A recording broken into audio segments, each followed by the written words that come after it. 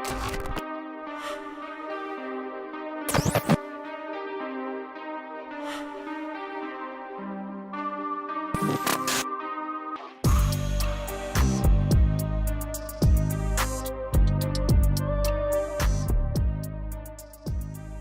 ួស្តីប្រិយមិត្តទាំងអស់គ្នាវិលត្រឡប់ជួបគ្នាទៅថ្មី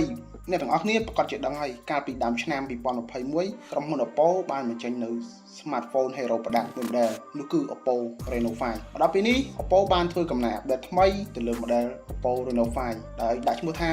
OPPO Reno 5 Marvel Edition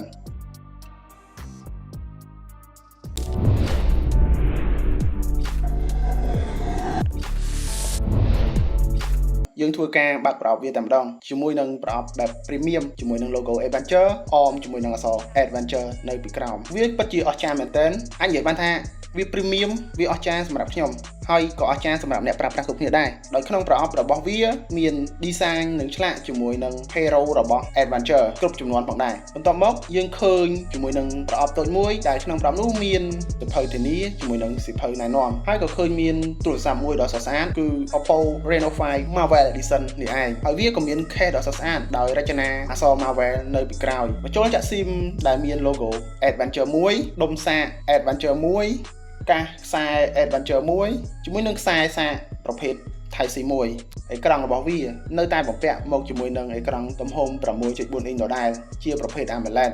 ហើយនៅផ្នែកខាងមុខរបស់វានៅតែបំពាក់មកជាមួយនឹងកាមេរ៉ាមីក្របដែលមានទំហំ 44 megapixel ដដែល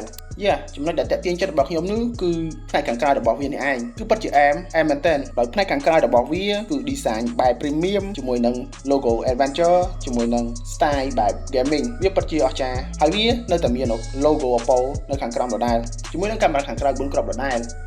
បាននិយាយអំពីផ្នែកព័ទ្ធជុំវិញរបស់វាវិញគឺវាមិនខុសពី OPPO Reno 5 ទេវានៅតែមាន slot ដាក់ SIM ប៊ូតុង volume ប៊ូតុង power រន្ធកាស jack 3.5 mic ស្រូបសំឡេង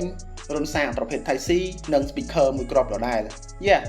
OPPO Reno 5 Marvel Edition វាបានបំពាក់មកជាមួយនឹងប្រព័ន្ធប្រតិបត្តិការ Kula 11.1 ជាមួយនឹង Android 11ដោយមើលទៅប្រព័ន្ធប្រតិបត្តិការរបស់វាពិតជាទាក់ទាញមែនទែនហើយវាក៏បានបំពាក់មកជាមួយនឹងម្ទេស chip Snapdragon 720G ដដែលជាមួយនឹង GPU Adreno 618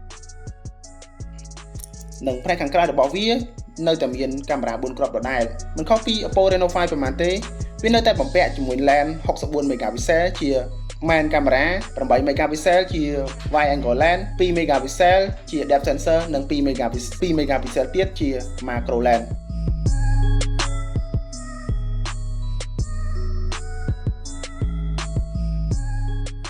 OPPO Reno 5 Marvel Edition បំពាក់មកជាមួយនឹងទំហំថ្ម 4310 mAh ជាមួយនឹងកម្លាំងសារ 50W Super VOC Fast Charge ហើយវីដេអូរបស់ខ្ញុំមានតែប៉ុណ្្នឹងទេអរគុណសម្រាប់ការតាមដានទស្សនាកុំភ្លេចចុច like Subscribe និងចុចសញ្ញាកណ្ដឹងដើម្បីទទួលបាននូវវីដេអូថ្មីទៀតសូមអរគុណ